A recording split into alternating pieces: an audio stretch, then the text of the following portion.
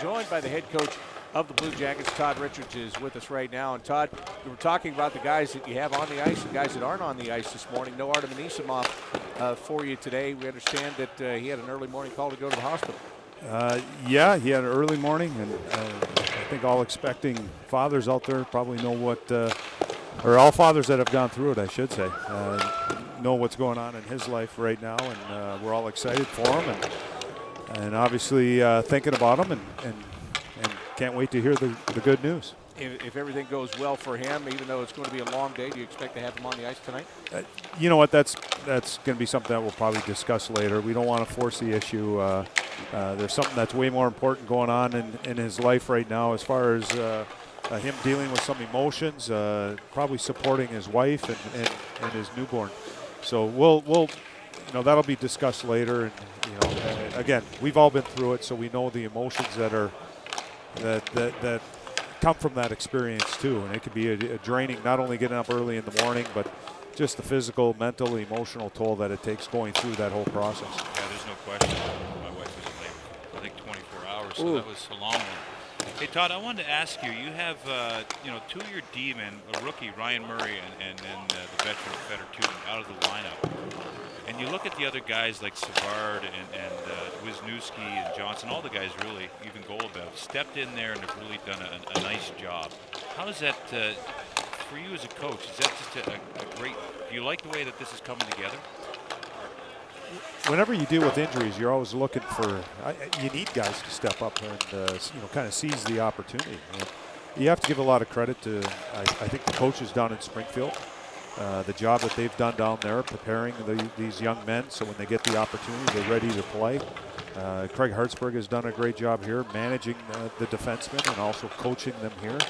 There are some subtle things that are done a little bit differently in Springfield than what we do up here. So there's a little bit of coaching involved there. And then I think it's also the players supporting one another. But you need those. You're going to have injuries all year. And, for us, it was a little bit tough, and that's the reason why at the deadline we went out and got a player like Nick Schultz, is because you had Tootin down with an injury, Ryan Murray down, and, we're one injury away from bringing up another guy, which would have made us really thin. But we added him, and, Nikitin went down in Chicago, but fortunate for us, he was okay. He's able to come back, and, so now we got some depth on the back end, and it looks like Tootin isn't too far away from coming back and playing. Coach, obviously you've got to fill the void with Como being suspended for a couple of games.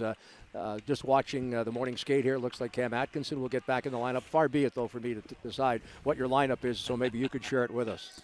Well, Cam Atkinson will go back in, and if Artie's out, then Matt Fratton will go in too. We just got to shuffle the lines a little bit, and Cam will be playing in a top 9 position where he really needs to be. Based on what I saw this morning, it looks like he's got something to prove. And that's what, really those opportunities are for. And I shouldn't even say opportunities. Those situations kind of present themselves, and that's what the kind of reaction you want to get from the players is that fire to get back in the lineup and prove that they deserve to be there. I really liked Blake Comeau's last game. I thought he might have been our best forward out on the ice.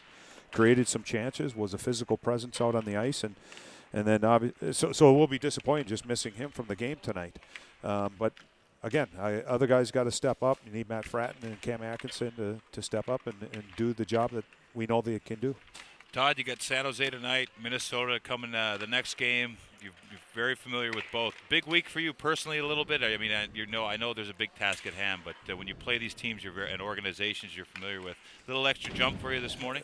The further you get away from it, the less attached I think you are. There's still some great people on both sides, both with San Jose and both with Minnesota. So it is exciting. It is a little bit different than playing in Edmonton Oilers or Colorado Avalanche, just based on you've been there, some of the players, the coaches, the staff, the organization a little bit better. But the further you get away from it, it's like, as I've told other people, and Jody, you can relate to this as well, it's like an old girlfriend you bump into. The first first month, first year might be a little bit difficult when you run into each other. But as you get further away from the relationship and you certainly find someone that might be a little bit better than your old girlfriend, makes it a little bit easier. See, Jody, you got to be like Coach Richards. He's cut the cord. Oh, yeah. He's cut the cord. Yeah, I like that. Todd, one final thing for you. The San Jose Sharks tonight, last time you saw them, they didn't have some of their key people in the lineup. They've got those guys back tonight, the Logan Coutures. Rafi Torres is healthy now. They did travel all day yesterday. What do you expect out of the Sharks here tonight? I'm expecting a really tough game from them tonight. I watched their game versus Toronto. They looked really good, their last game, and it was at home and it was travel, but that's a veteran team over there. Great leadership, great coaches. So they're going to be ready to go. They're 4-0-1 in their last 5 and 7-2-1 in their last 10. And my understanding, the report I got, was their radio guy is talking about this is the best he's seen them play 5-on-5. And going over the clips, what I watched this morning, it's a dangerous, dangerous team. They skate. They're a skilled team.